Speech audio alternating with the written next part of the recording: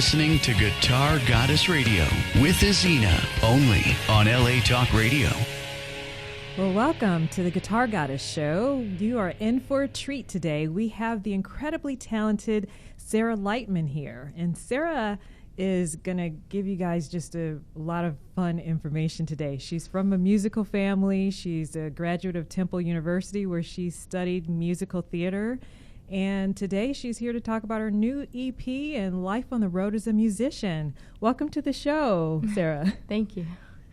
It's so exciting to have you here today. You know, you're from the East Coast originally, and you play guitar, obviously. And what brought you to California? That's a good question. To adjust myself for this one. Upon graduating college, I was like, where do you go? Where do you go? Yeah. The world is so big. And all my connections when I was doing acting at the time were all going here. So I thought, okay, maybe I should consider LA. And I made like a checklist and said, you know what? Why not? I'm young. Yeah, absolutely. So I just went, and it was really confusing and scary at first because it doesn't look anything like Philadelphia unless you go downtown, and then it kind of does. But it just went, and it just felt like the place to stay. So I stayed. That's cool. That's cool. And so, you know, while you were at Temple University, you're studying musical theater, you're acting, you're singing. Like, what took you from focusing on acting into music? It's actually really interesting. So before I even entered college, I was doing the music thing first. Okay. I was all about the voice.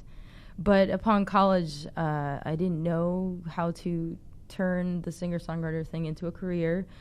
And everyone goes to college, so I thought, okay, I guess I should go to college too. What can I do with my voice? So I thought musical theater was a good fit because I do like to dance and I like to act. It's fun. So I thought, okay, maybe this is my path. So I went into that, and while it was a lot of fun and everything, it wasn't until after I moved out to LA that I just sort of fell back in because I would be between projects. And a lot of people write a play, and my go-to was, I want to make a mashup, or I want to write a song. So that's what I did, and I would release it on SoundCloud, and they didn't sound too good back then. They sounded really fun, though. And then YouTube, and I just kind of kept doing that on the side. I did make one new media short at one time right before I quit, but I was so into music by that point, it felt like the right thing to let go of the acting and just focus on the singer-songwriter thing. That's cool. And you know, you're from a musical family. Your dad is a recording artist, and your cousin is also a recording artist. So did they influence you in any way towards going back into the music, or? Interesting. Interestingly enough, when I was younger and I had, some insecurities, I thought, oh, well, we already have a singer-songwriter in the family. My cousin, Toby Lightman, does all this stuff. Maybe I should do the acting thing. Yeah. So, and then with my dad, unfortunately, my dad had passed away when I was pretty young, like 14 or so, and he was inspiring to a point. But I think partly because he passed away, I didn't know quite how to steer it. So I just sort of went off of, well, my cousin's a singer, so maybe I should act. So yes and no. Inspiring in a way where their sounds have inspired me, their tone. I used to listen to both of them. Like, I'd be showering and singing, and no one knew what I was singing in college, and harmonizing with them in the shower. So I would imitate their sounds and just sort of embellish them. So they have inspired me in the sound style way, but not in towards the direction of career way, if that makes sense. Yes, absolutely. That totally makes sense.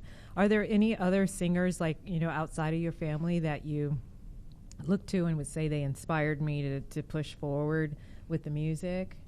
In terms of that, I think a lot of it was self-motivation, but there are some local singers in LA. I remember the moment when I came to my head, I should be doing this, was it's a local artist, Dylan Dunlap. He was playing in Crave Cafe, and he was playing something so beautiful, and I was like, oh my God, this is what I should be doing. That was like the moment.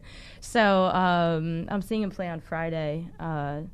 So I'd say like he's a local inspiration, but still equally valuable, I think. Other singers, I would say, Sarah Bareilles has always been a big inspiration because while she's with a label, she's very much, this is me, and take it or leave it, and I really like that and respect that.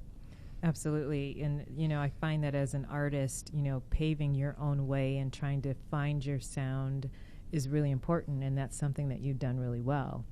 Thanks. When I met you, I'm like, oh yeah, all of it made sense. Sometimes you meet artists and you listen to their music and you look at them and you're like, there's a disconnect. Yeah.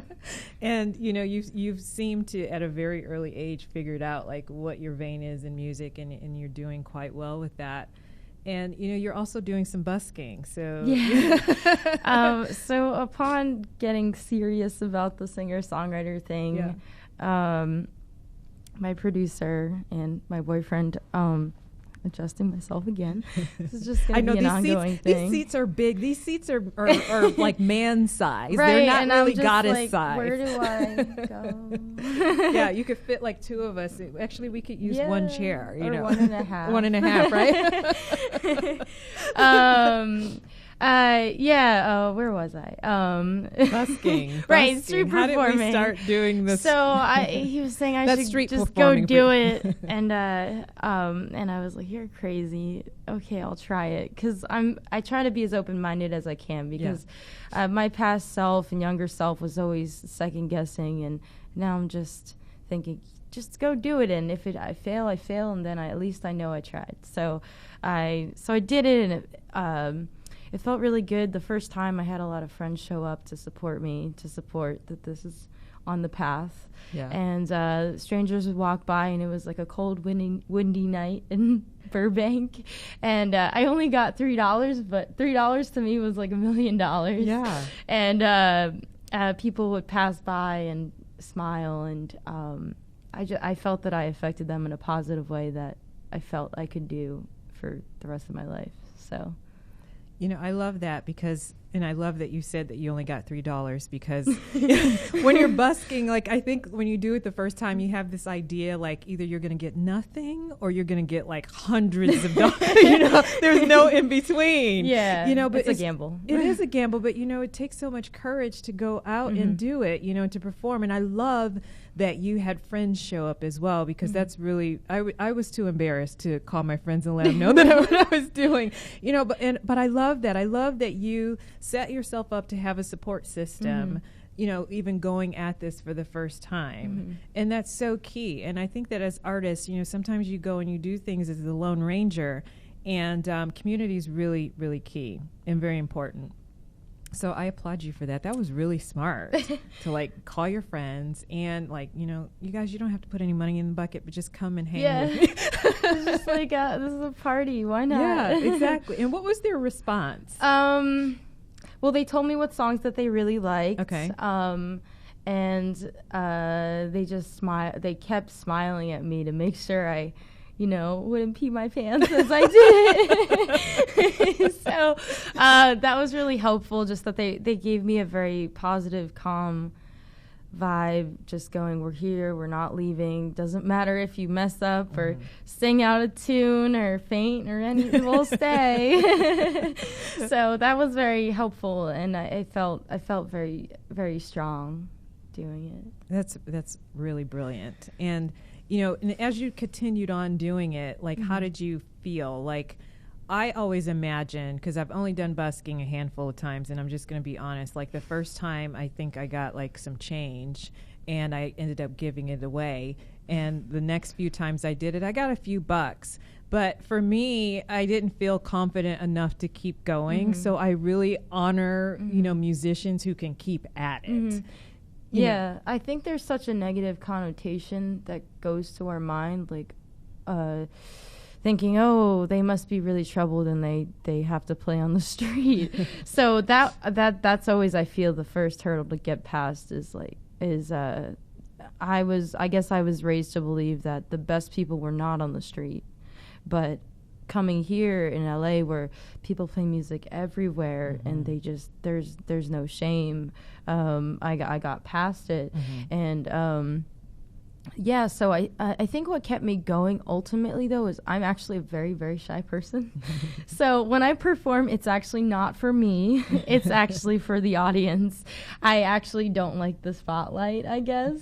I mean, it's fun being on a radio show, and it's fun to talk and everything and get to know people, but I'm very shy. So it was the biggest hurdle was being able to just continuously connect and remain present with everybody, because, and I still, that's my daily challenge, is being able to connect with them even if my eyes are closed, to reach them emotionally. So that was my biggest hurdle, but that actually motivated me to keep doing it. That's awesome. Yeah. That's awesome. And, and you're working on so many different projects right now. We have your new EP, which we're going to talk about today. But I want to talk a little bit about your songwriting process. Okay. How do songs come to you? Do they come, does the melody come first? Does the lyric comes first? Do you have to experience something? Tell us a little bit about your songwriting process. It's very interesting you say all those things, because everything. Pretty much everything. When I was in high school, I would just write lyrics to a cadence, and then it would just stay as lyrics, and there would be almost no melody. But now, I would say sometimes both come together at once. I'm a crazy person. I hear things in my head, and I just go with it. Sometimes I have a musician playing a beat. My friend Omar, who plays drums with me, plays a beat. And then I'm like, okay, and I just like let it in and feel it in the vibe. Sometimes I have a guitar playing in the background, and sometimes I do come across something in my life that goes, wow, I should really write a song about this. And then I write it down. And sometimes if I'm in the moment where I can write it right now, I write it, and then if not, I leave it off till later, and then I start brainstorming at that date and time, and that's kind of where I go from there. So it's a combination of things. That's neat. And do you have a daily regimen that you use? Do you write every day? Do you get up and you're like, okay, first thing I'm gonna write, or what is your process? Interesting. Everything is interesting. I ask really weird questions. I feel like I should be a celebrity answering it. You are a celebrity. Yes, I'm a celebrity. You're a goddess. Hair flip. Right, exactly. I actually make a to-do list that I modify over time. My to-do list for the week, and then what I want to get accomplished within a month. And I literally write it down and I modify it over time. And I used to be a perfectionist where everything had to be done perfectly and every day. And now I give myself permission to go, okay, I didn't get this done today, but I can get it done tomorrow. I have enough time. So in terms of songwriting, I try to songwrite or edit a song at least once a week. Been trying to do it a lot more since I've been starting to do the street performing almost full time. So I've been having more time now, which is awesome, and I feel really lucky to be able to do that, because not everybody can do that. So it's either writing a song, editing a song, or going into the studio and modifying a song, or just putting it down and seeing what it sounds and what we can just go from there. So I do that. I continuously try to learn covers. I have a huge list of Spotify list of what to listen to.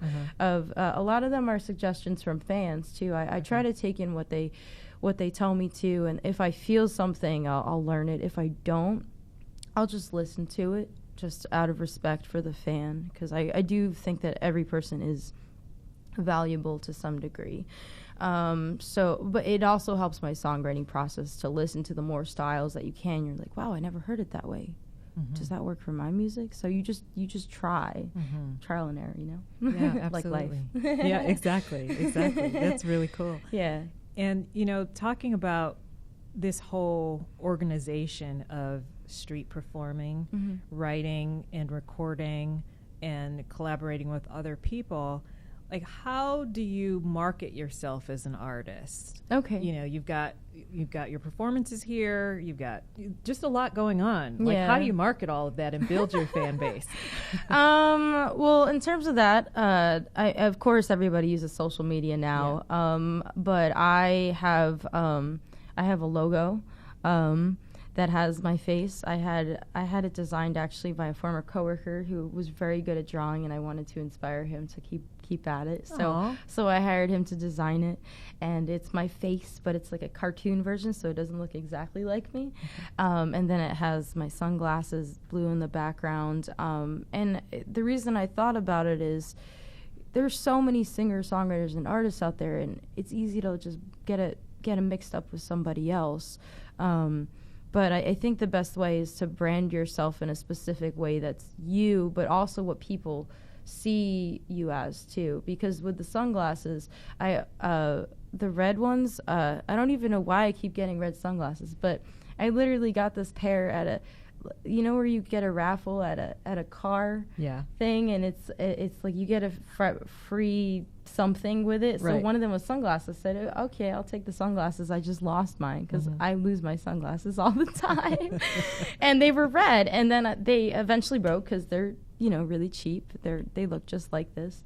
And someone said, where's your sunglasses, your red sunglasses? I don't know. I lost them. They're just sunglasses. Yeah. They got me another pair, and then my mom got me a pair. Now I have like 3 pairs. My boyfriend got me a pair from Paris.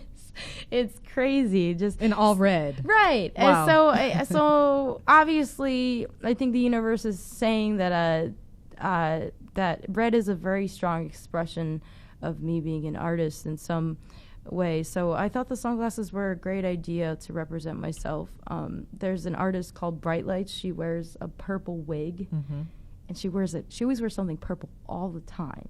I thought I should do that. So the sunglasses were like kind of like what I thought of. So that's part of the logo, and how I market myself.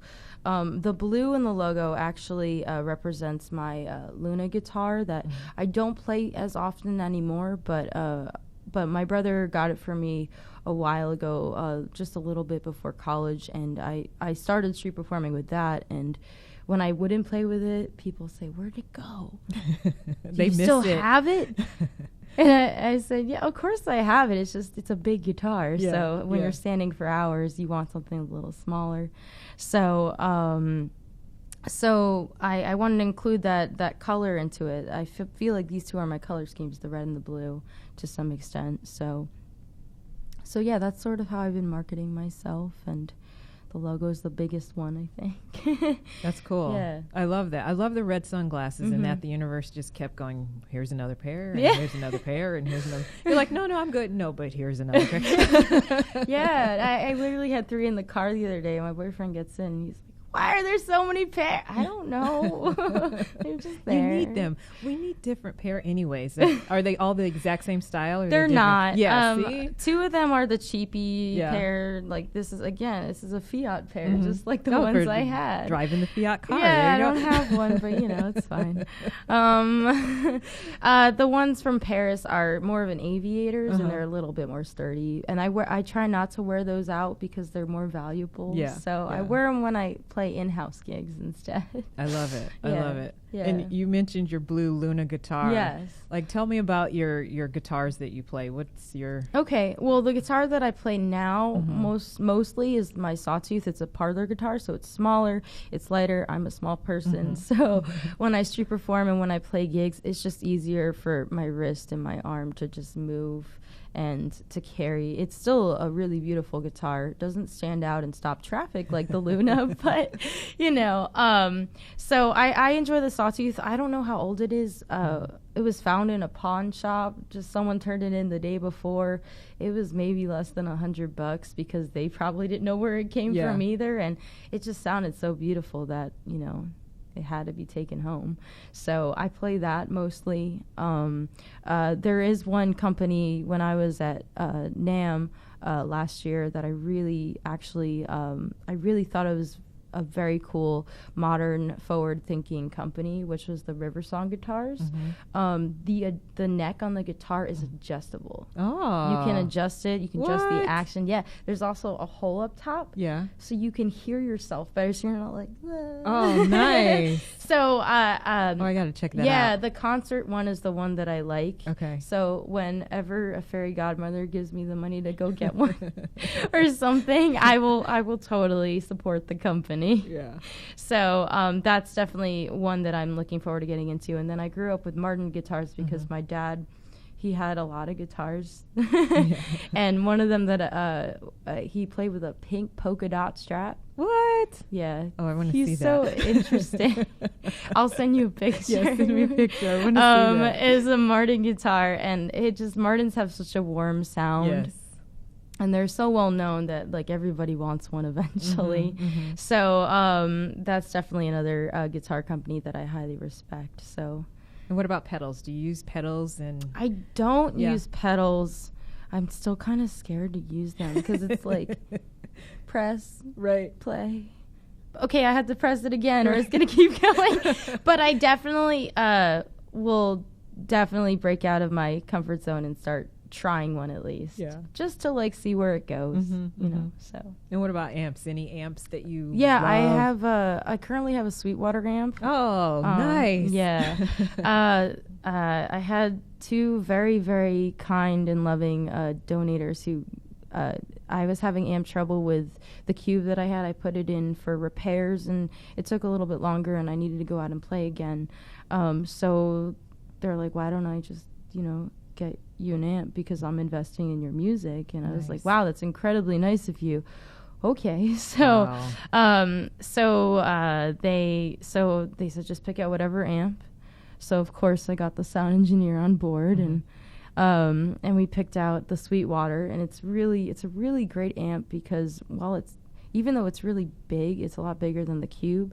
It fills majority of where I play. So I could play in a venue and it fills the whole room. I can play at Universal and it fills the whole fountain court. It could fill like the Starbucks area without any problem. The sound is really good. So I enjoy using it.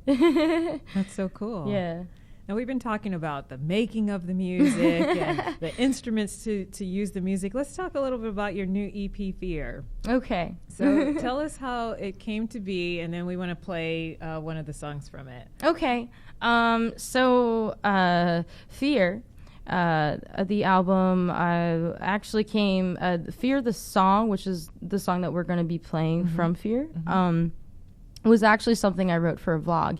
And the time signature was actually different before it was on this album. It was in 3/4 before. Okay.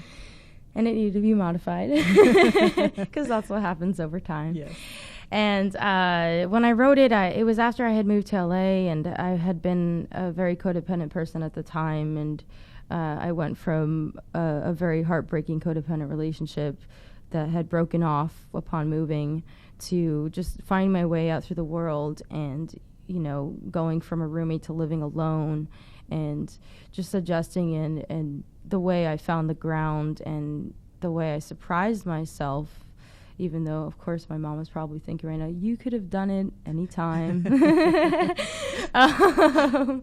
So I chose to write the song to share my wisdom with people going, wow, the things that you're really afraid of or the things that you think that you can't do, you actually can do, as long as it isn't hurting anybody else. Absolutely. So the song is actually about myself, and let's just play it, and I don't want to over-explain it. All right. Fear by Sarah Lightman. Here we go. There's something I'm feeling. I see the room spinning, and I can't remember how to breathe.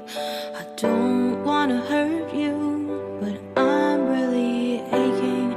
These hands won't stop shaking indefinitely. Please don't run away. I'm working through my past. Take a chance and stay.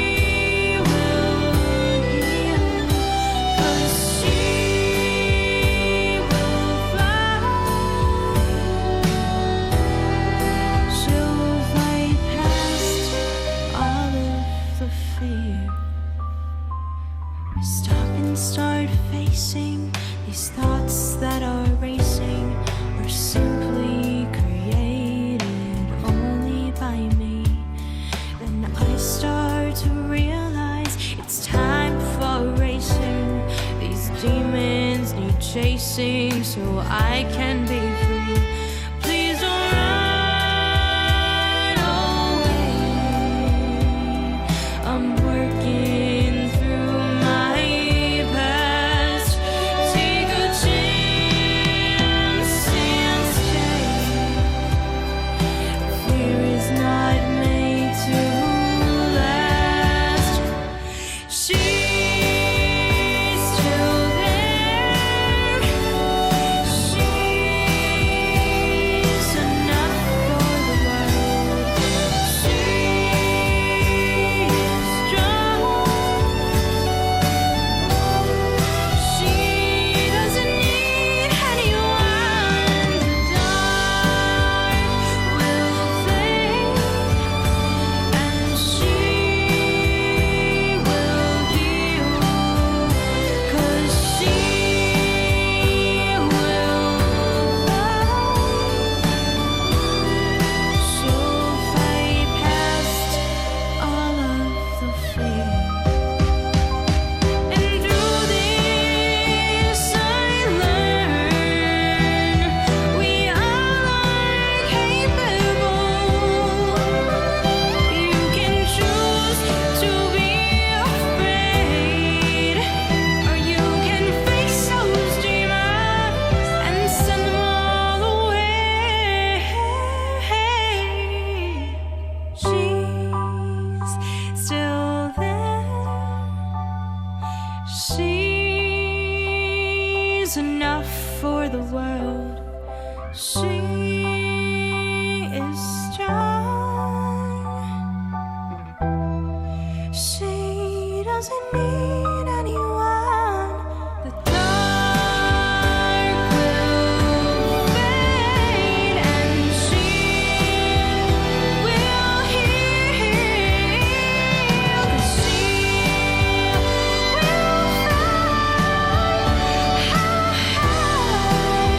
She'll fight past all of the fear.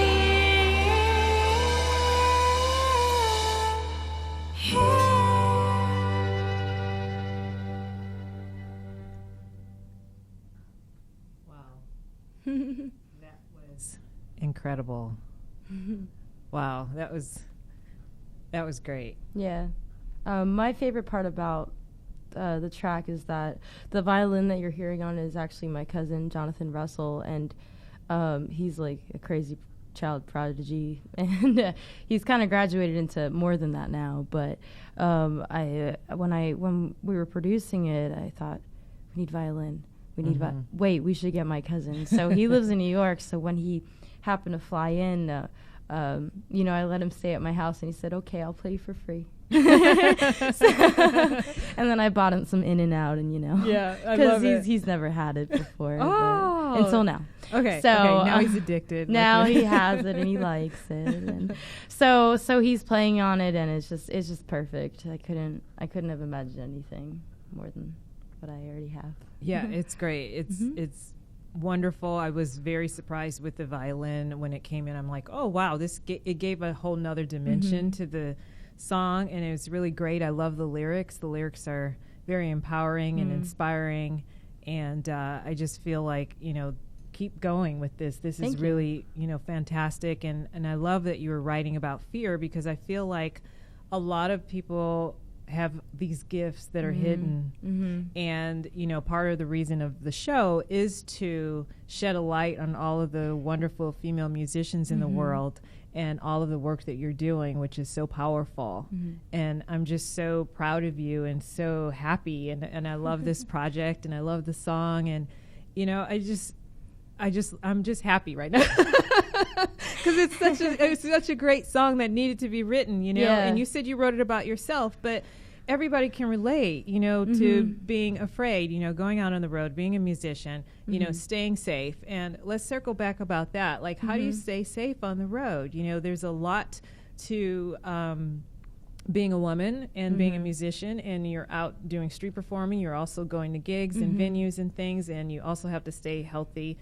So let's talk a little bit about all of that. Okay. Well, aside from carrying pepper spray, I actually gave that away at the airport because I forgot to take it out of my purse. Oh, But it's okay. I'll get a new one because Yeah. the girl needed it. She's like, "Can I use this?" yeah, I said, absolutely. "Okay, sure. I don't want Yes. it to go to waste."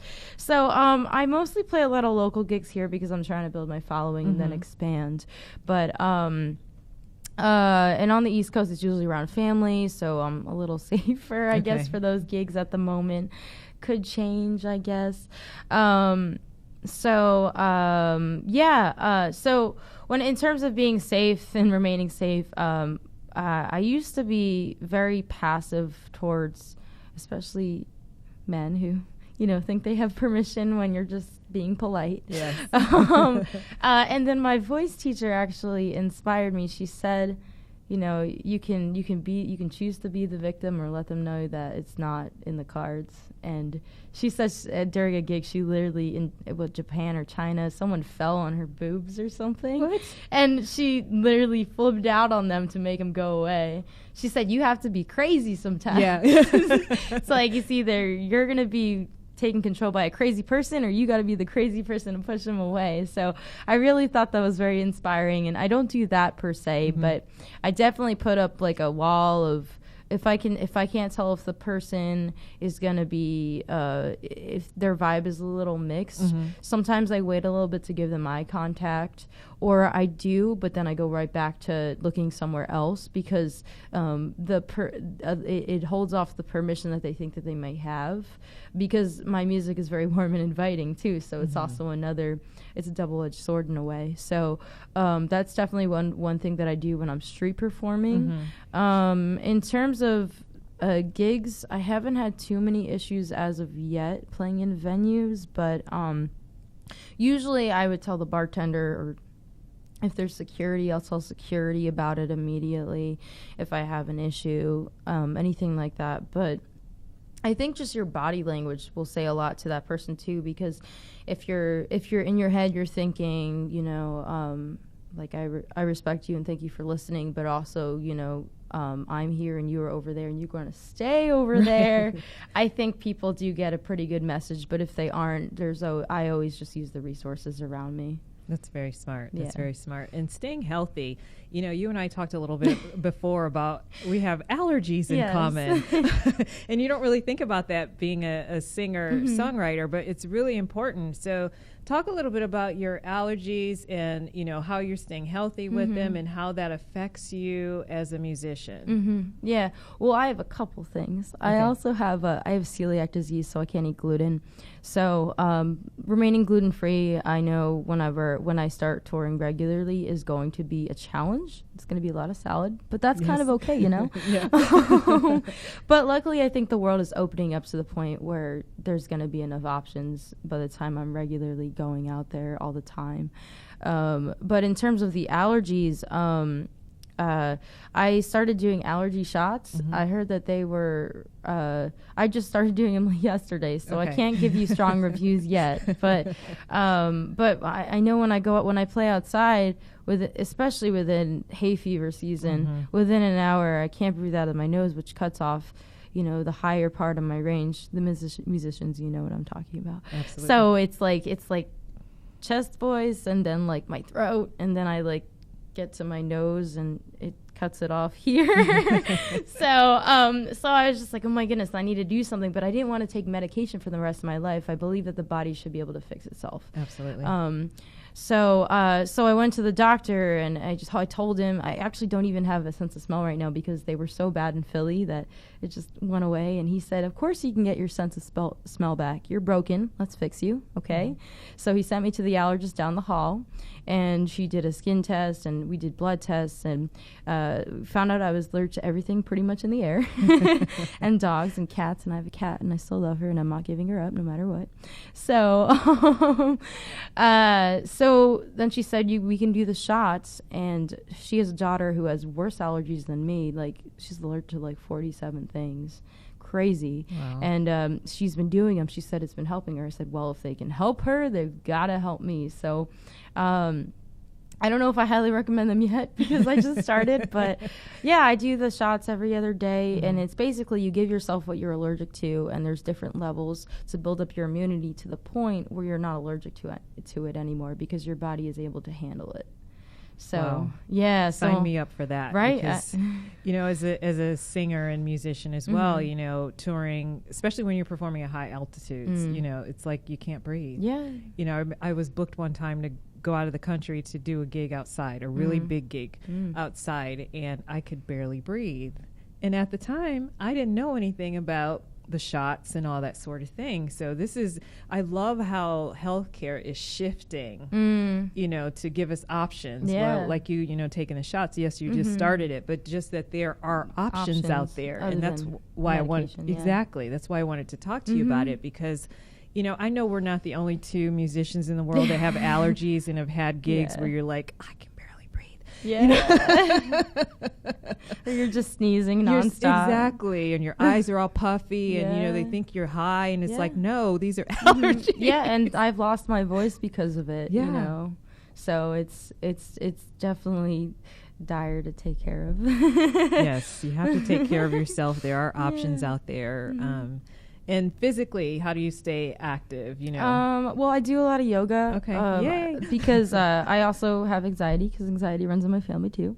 Allergies and all musicians. I've never met a musician that didn't have some sort of anxiety. It's just kind of the music is that channel to help with the anxiety. Yes. So, so the yoga really helps me connect my body and mind, because sometimes you're not mentally experiencing anxiety, but your body is showing something.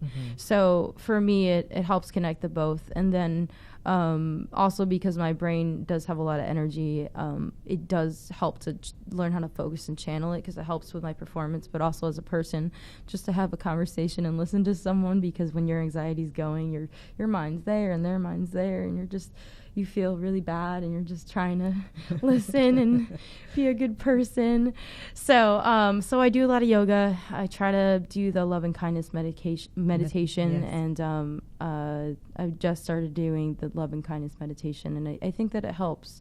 And then sometimes I just started meeting up with a friend in the park to do some yoga. So nice. That's also inspiring when you grab a little buddy and go. Exactly. It's a lot of fun, although I wonder how are the allergies in the park with the yoga? That day I took allergy medication. Okay, there you go. So it wasn't too bad, other than like itchiness from touching the grass. Yeah. So other than that, it was okay. But other than that, I mean, go to the beach if your allergies are really bad. The sea salt in the water definitely helps with the sand. So good. Yeah. But it's hard to balance on the sand.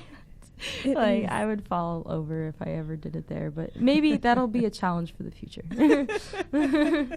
I love it. Well, I want to talk to you about this next track, which is called Home. And this is one of your newer ones. Correct. It is finally done with production. It'll be released soon. We're also in talks of making an awesome music video, and I'm very excited about putting that together.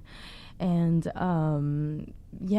Home is something that I wrote a couple months ago while moving in with my boyfriend, because when you're an adult and you're a little kid and you imagine, oh, this is what life is going to be like, and then I'm going to do this, and it's going to look like this, and it doesn't look anything like that. It never does, right? My anxiety came into play during that time. I was like, well, I should write about this. So I did, and I hope you guys enjoy it. All right. This is Home by Sarah Lightman.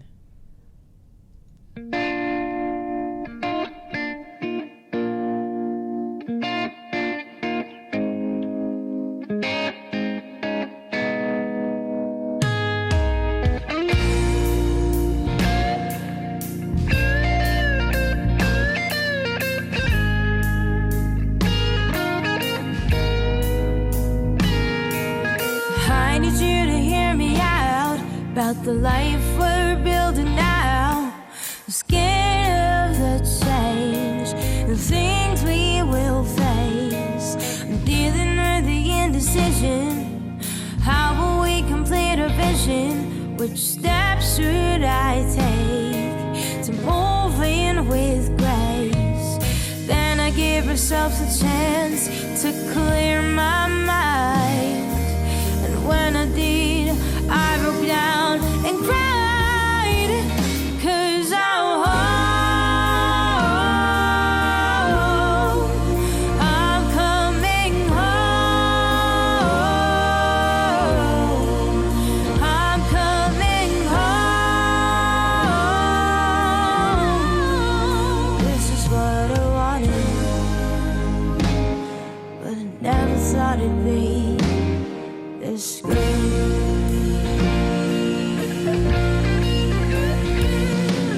Will I lose my independence by living with a human presence? Will I lose my mind, being reassigned? There is no way to see tomorrow, or how will I adjust and follow? Will I be alright choosing this flight? Then I gave myself the chance to clear my mind. And when I did, I broke down and cried, 'cause I'm home. I'm coming home. I'm coming home. This is what I wanted, but I never thought it'd be this good.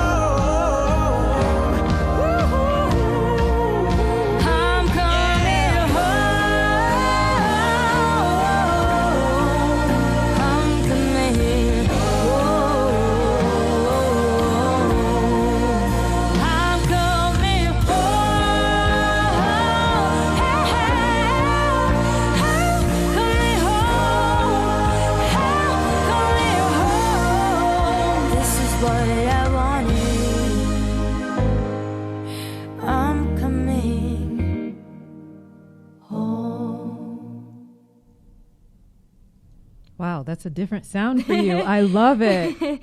Yeah, upon finding, feel like I found my sound vocally as an artist. In terms of style, it's always just evolving, and I feel that my sound is kind of going in. It's pop definitely, but it's more of like a rooted pop, soul, folk kind of a sound, and I feel like that's the direction it's definitely going to be continuing. I will say, I know you guys probably heard some voices that didn't sound like me in that. So we had a couple friends come on it. My friend, he's known as the James Pearson, Jimmy came on it, and then another friend, Leo, she's from New York. She came on it, and we just wanted some really soulful sound. And just some friends to get together and make something really good. And I'm all about, as I rise, I want my friends to rise with me, because how else are they going to open for me, and how am I going to open for them, Right. So, so I'm really happy with the way that came out. I love the way it turned out. I was really surprised, like when it started, I was like, whoa, this is totally different from the first track. Like, this is great, to show your versatility as an artist. And that's one of the great things about being indie, is that you get to, do all these different styles and just really express yourself in whatever vein. And I just love that you did this. These songs were two totally different sounds, and the first one we had lots of violin. This one we've got Leo and did you say James? Jimmy Pierce. Jimmy, and then it's the James Pearson, but I call him Jimmy because he's my friend. I love it. I love it. So yeah, this is a lot of fun, and I want you to come back to the show again, Okay. And let us know how we can continue to support us, and tell everybody how they can stay in touch with you. Okay, well, I have a website. It's sarah-lightman.com, because there's a Sarah Lightman in England who took my name, but that's fine. I'm just kidding. It's really okay. So sarah-lightman.com, and I will say also right now I do have a promotional thing on the website. If you go to the media part, we didn't play it, but Boarding Flight 128 is available for free download, so grab your computer and download it for free, no strings attached. I'm also all over social media: Facebook, Twitter, Instagram, SoundCloud, YouTube. I'm also, if you guys like iTunes and Amazon and all that good stuff, I'm pretty much on every major music selling platform, because you have to be, because you don't know where anybody wants to buy their music or just listen to it. So you can also listen to my full album on YouTube too, if you like YouTube a lot. Spotify, Pandora, all that good stuff. So you can find me there. My email, you can either find it on my website on the contact spot, or if you can sound it out from this, it's lightman.sarah@gmail.com. And, or you can just find me street performing on the City Walk or in downtown Burbank, and that's pretty much it. That's awesome. And how often are you on the City Walk? Well, this month, because of Halloween Horror Nights, and it's my first month with them. Very excited. My first night was last night, and it was incredible. Very warm, welcoming. Stuart, the guy who's in charge of everything, he's such a sweetheart, and I look forward to growing and working with him. And usually about 3 to 4 times a month from what it's looking like so far. But for this month, I'll be there the 17th at night from 6 to 10, and the 30th right before Halloween, 6 to 10. But again, my website also says all of this under the shows, along with everything else that I'm doing. So feel free to check it out. Well, awesome. You have been just an incredible guest, and you're so generous. You're offering everyone the opportunity to get a free download on your website of Boarding Flight 128. Mm-hmm. Okay, I have to ask you, I was just going to wrap up and let you go, but I need to, it's burning question. 2-hour show. Yeah, I know, right? 2-hour part 2. Tell me about Boarding Flight 128. Okay, I got name. Okay, the last story, then I promise I'll let you go. That's totally fine. I have time. Okay. So for Boarding Flight 128, when I was, it was the second one that I co-writing, off the EP. The first co-write is Someday, which we didn't play, but you can check it out online.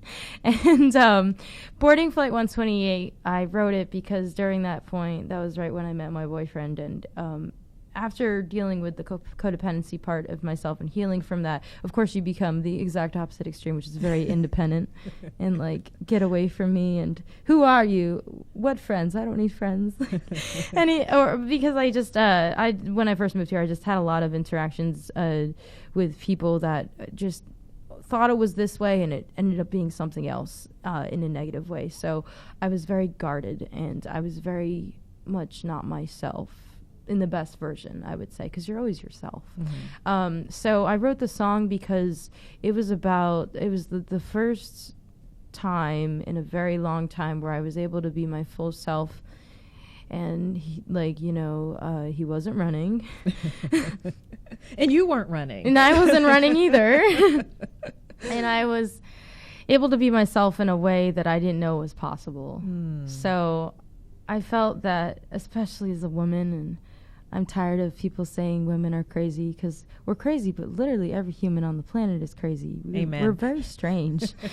I mean, animals don't.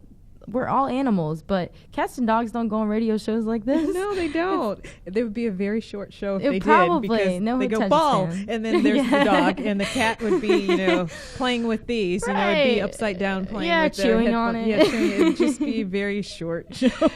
So it's really to inspire all humans that, I think the more that we are our full self, it might start a revolution, a tiny revolution, or maybe a big one, but I think it'll go in a positive direction, because I think that we should be able to live in a society where we are embraced for the things that are our qualities and our quirks. Absolutely. Well said. Yeah. Well, thank you so much for being on the show. For sure. Everyone, please visit sarah-lightman.com and download the single that she's so generously donating to us, giving to us, Boarding Flight 128. Make sure you follow her on social media. She's everywhere on social media. Instagram, Facebook, YouTube, all is Sarah-Lightman. Is that the... Sarah-Lightman is just the site. It's just Sarah Lightman for the other stuff. Oh, good. You got it for the others. You were right on it. I beat her. Oh, good. I love it. I love it. I love it. All right, so you got it. Sarah Lightman on social, all over socials. And make sure you also check out guitargoddess.com. Sign up for our newsletter where you will get an opportunity to win one of the CDs from Sarah Lightman, and also to find out about all of our incredible guests and everything that's happening in Guitar Goddess land. So visit guitargoddess.com for updates and to join our newsletter.